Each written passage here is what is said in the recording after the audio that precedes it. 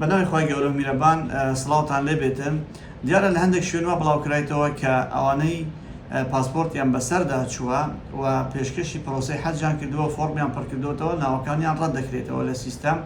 ئەم بابەتە هیچ ئەسڵ و ئەساسێکی بوونیە و دوورە لە ڕاستیەوە. لە ئێستادا سیستەمەکە کە ماوەیەکی زۆرە کار دەکرێتن و لەسەر بڕیاری جەنابی وەزیری ئەوقاف و کاروباری ئاینی کە بڕیار بوو لە 5/8 کۆتایی پێبێتن، بەڵام وادەکە درێژکرەوە بۆ ڕۆژی دووشەمە کاتژمێر 12 شەو 10 مانگ هاوڵاتیان دەتوان تا ئەو کاتە ناوی خۆیان بنووسن. ئەم بابەتە هیچ ڕاست و درێستیەکی بۆ نییە. ئەوانەی کە پاسپۆرتیان بەسەردا چووە هیچ کێشە و گرفتێکیان نییە و دڵە ڕاوکێ نەبن. هیچ کەسیش پەیوەندی بە هیچ بەڕێبەرایەتیەکی یاخۆت هیچ نووسنگەیەکی حەج و عومرە نەکاتن کە لەم بابەتە بکۆڵێتەوە. من وەکو وتەبێژی بەڕێبەرایەتی گشتی حەج و عومرە ئەوە بە هەموو ئێوەی خۆشەویست ڕادەگەینم کە ئەم بابەتە وەکو خۆی بۆتان دەخەمە ڕوو. ئەوانەی کە پاسپۆرتیان بەسەر چووە هیچ کێشە و گرفتیان نییە و لە پشکنین و لە وردبیندا هیچ کێشەیەکیان نابێتن. بەڵام ئەگەر ناوەکانیان گەڕاوە، ئەگەر ناویان دەرچوو لە تیر و پشک، ئەو کاتە دەبێت پاسپۆرتەکانیان نوێ بکەن و بە نووسنگەی خۆیان بڵێن کە پاسپۆرتەکانمان بەو شێوەی بوو، پاسپۆرتی نوێ پێشکەش بکەن. بابەتێکی تر هەیە، ئێمە هەر لە سەرەتاوە ڕەمانگەیان کە مەرجی تەمەن ئەم ساڵ هەرگیراوە. ئەوانەی کە تەمەنیان سەروی 70 ساڵی وەیە دەتوانن و توانیویانە ناوی خۆیان بنووسن. هیچ کێشە و گرفتێکیان نییە لەم بابەتەوە.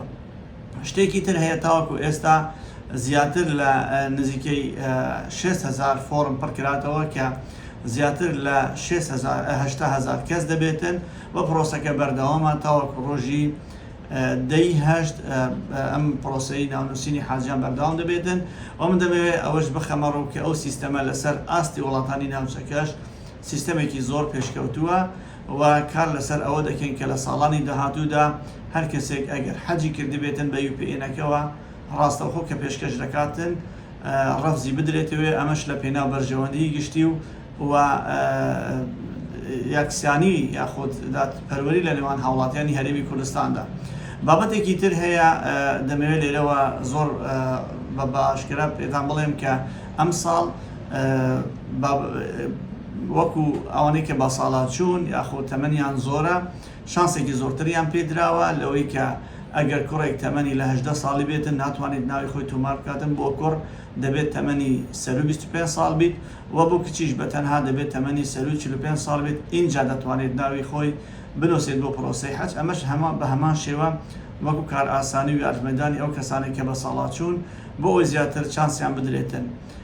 زانیاری دروست لە بەڕێبەرایەتی گشتی حەج و عومرە و لە وتەبێژی فەرمی حەج و عومرەی هەرێمی کوردستان وەرگرن. هیچ خۆتان دڵە ڕاوکێ نەکەن، پرۆسەکە زۆر بەباشی بەڕێوە دەچێت و حکوومەتی هەرێمی کوردستان بە گرنگیەوە لەم پرۆسەیە دەروانێتن و هەموو ئامادەکاری و ئاسانکاری دەکاتن بۆ هاوڵاتیان تاوەکو بتوانن خۆیان لەو ماوەی هەیە خۆیان ناونووس بکەن.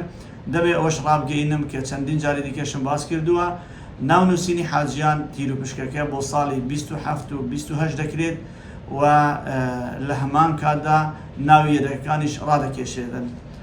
ڕێز و سڵام بۆ هەموو لایەک هەیە، هیوان بەختێکی باش بۆ هەموو کەسانێک کە حەز دەکەن سەردانی ماڵی خۆی گەورە بکەن و فەریزەی حەج بەجێ بگەینن.